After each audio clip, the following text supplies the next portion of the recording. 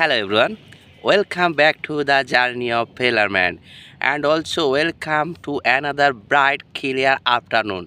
A very good afternoon to you. In this video I am going to talk about have verb. Yes guys, let's go start. বন্ধুরা তোমরা খুব ভালোভাবে জানো সাহায্যকারী verb helping verb তিন প্রকার, be verb, have verb এবং do verb. হ্যাঁ বন্ধুরা, বি ভার্বের ক্ষেত্রে am, is, are, was, were এবং হ্যাভ ভার্বের ক্ষেত্রে হ্যাভ, হ্যাজ এবং হ্যাড এবং ডু ভার্বের ক্ষেত্রে ডু, ডিড এবং ডাজ। হ্যাঁ বন্ধুরা, in this video I would like to say something about have verb. Let's go start.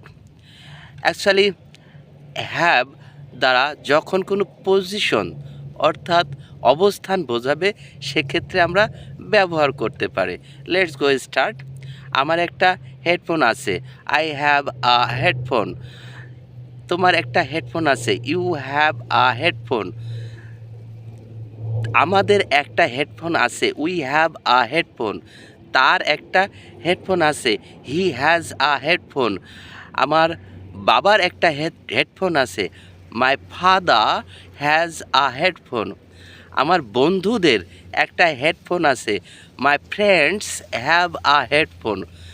আমার আমার বোনের একটা হেডফোন আছে, my sister has a headphone. হ্যাঁ বন্ধুরা, এবার কিছু প্রশ্ন তৈরি করার চেষ্টা করি। আমার কি একটা হেডফোন আছে? Do I have a headphone? তার কি একটা হেডফোন আছে? Does he have a headphone?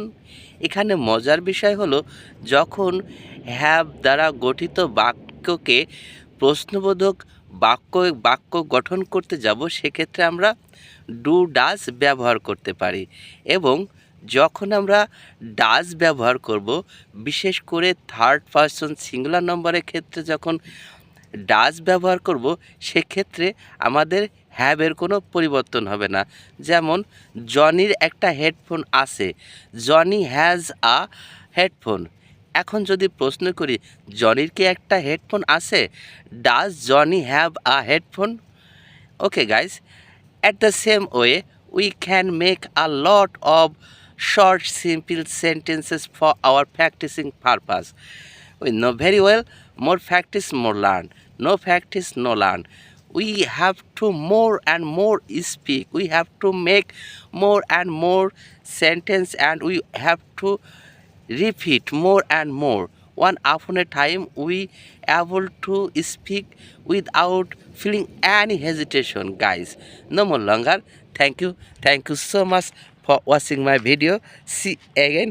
Bye bye.